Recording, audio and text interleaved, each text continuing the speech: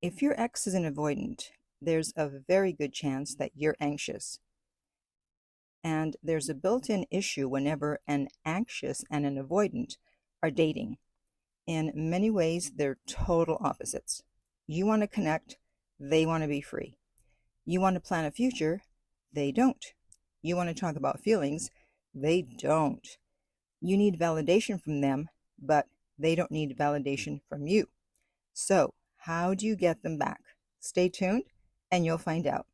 Hi, this is Lucia with The Art of Love. I'm a dating and relationship expert specializing in helping you get your ex back or to get over your ex. And welcome back, my beautiful no contact army. If you haven't already, be sure to download my app Silencio to help you stay in no contact. We also have meditations on there and a space for your affirmations. And the link for that is underneath every single video and podcast. And if you too would like to join our no contact army, all you have to do is subscribe and hit the bell notification and you're in. And we also have a manual, yes. And you can read 2 free chapters at nocontactsecrets.com.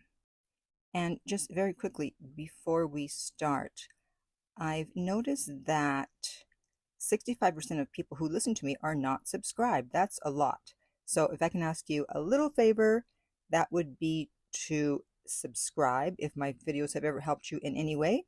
And that way I can continue to make helpful videos that will help everybody to have a better chance at getting their ex back. Thank you. Okay, so to understand how to get an avoidant back, you need to first understand how they view feelings and intimate relationships. A trigger for an avoidant is emotional closeness. Remember years ago when I started a casual relationship with someone, and he said to me, well, what's going to happen if you start to develop feelings for me? And this was before I even knew I had an avoidant attachment style. And I just immediately responded, oh, well, I'll stop seeing you.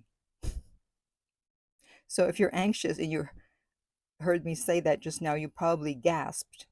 Because for you, the thought of walking away for someone you have feelings for is foreign. But for an avoidant, well, that's just another Tuesday afternoon. I have feelings for you. Oh, I got to get out of here.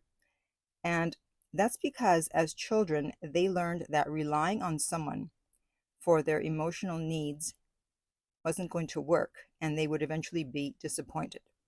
This is why avoidants are very independent. They never again want to feel that vulnerability that they experienced as a child. So you can't take it personally most of the time when they break up with you if the reason they're doing that is because they're triggered by their feelings for you. I mean, in a way, it's a compliment, actually. You're such a great partner that they started to develop feelings for you. So you're probably thinking, well, damn. So you're saying I can't be a good partner? Well, I think that you need to be an aware partner. And when you're aware of how an avoidant can be triggered, you'll make different choices in your words and in your actions. With avoidance, especially with dismissive avoidance, you have to keep them on their toes. They're super sensitive to the signs of someone being needy. In the book Attached, it says, and I quote, avoidants, it appears, are quick to think negatively about their partners, seeing them as needy and dependent. They seemingly despise others for being needy, end quote. I don't know why the author of this book felt the need to use the words appears and seemingly, because I can tell you with 100% certainty, we don't appear to quickly think negatively about partners. We do. And we don't seemingly despise others for being needy. We do hate weakness in others and in ourselves. Weakness makes us cringe. We get the ick. We get the ew. So the first thing to keep in mind when trying to get back an avoidant is to not appear weak or needy. That is not going to help you. And some people are going to say, well, why would you want to get an avoidant ex back? And there are many more people, however, saying that they do want their avoidant ex back. So that means that you're going to have to change the way you deal with them. And if you don't want to change the way you deal with them, then I would suggest you move on and find someone with either a secure attachment style or someone who's anxious like you. Or you can always work on yourself and become a secure partner yourself. And yes, I know that's easy for me to say, but this is why I always recommend that if you have an anxious attachment style, read the books Attached and Anxiously Attached, and I'll put the links in the notes below the video. Now, you may say, well, why can't the avoidant work to become more secure? Well, they're not the one trying to get their ex back. They're not the one listening to this. You are. You can certainly suggest it to them if they say they want to get back together, but don't be surprised if they don't want to go. Many avoidants see avoidant attachment as a superpower. And why would they want to give up their superpower? Would you? Something else to keep in mind with an avoidant is that you have to have boundaries. If you're anxious, however, that is going to be difficult for you to do. You don't want to have boundaries. You just want to chase after your ex. Hopefully, you'll keep in mind what I just told you about how avoidants hate neediness and weakness. If you want to push your avoidant ex even further, just keep contacting them, trying to change their mind. They'll become even more avoidant and want to get away from you even more. So as usual, silence, no contact is the answer with getting an ex back, but especially with getting an avoidant ex back. They're usually the dumpers, so they're used to the people that they dumped chasing after them. And as soon as you don't do that, you have their attention. If you go into no contact and stay there, eventually they will wonder if they judged you too quickly. They already know that they tend to leave people sooner rather than later. And maybe this time they made their decision in haste. Maybe they were too quick to pull the plug. There were times when I second-guessed myself after I'd broken up with someone.